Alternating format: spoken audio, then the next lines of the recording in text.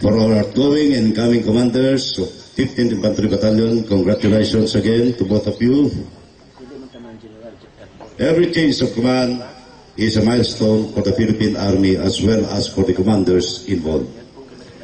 While the act itself signifies an end as well as a beginning, it also highlights the Army's undying service as an institution and our infinite oath to serve and defend. Today's change of command and the series of incoming similar activities accelerate our trust towards the fulfillment of the Army's reform initiatives. As this tradition demonstrates the Army's dynamism, it also rationalizes the job placement of our officers, which puts in place an efficient career management system in the Army.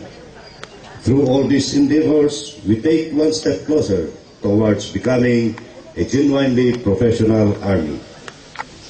Our outgoing commander is known being a competent leader.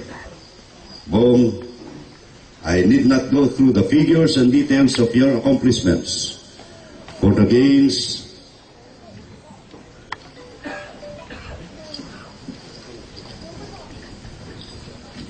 achieved by the 15th Infantry Battalion are clear manifestations of your commitment to our internal peace and security plan, Bayanihan, as seen in your efforts in pursuing the battalion's internal peace and security operations and programs in this region.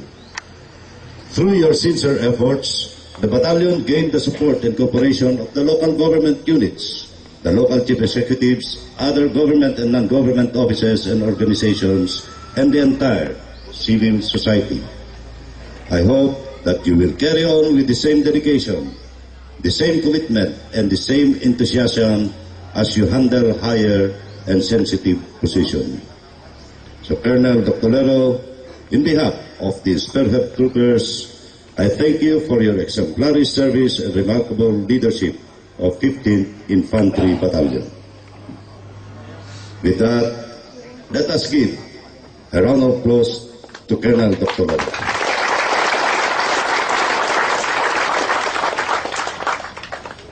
The commander who will be replacing the position is more than equal to the task as he brings versatility and impressive outputs on his latest assignments. To Colonel Mongao, let me first congratulate you for being selected to head this unit. You now carry the responsibility of commanding officer 15th Infantry Battalion. You have the full support of the command. I am confident that you will bring your unit to greater heights. Odi, you know very well that you have an enormous task at hand and faced with a huge responsibility as you take the lead in winning the peace in this part of this region based on our campaign plan. The challenge now rests on your shoulders. Accomplishment of our target hinges heavily under effective and focused triad operations.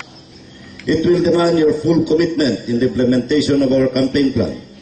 It also entails strengthening and intensifying our partnership and collaboration with all our stakeholders and advancing our schemes and programs complementary to our internal peace and security plan, Bayanihan.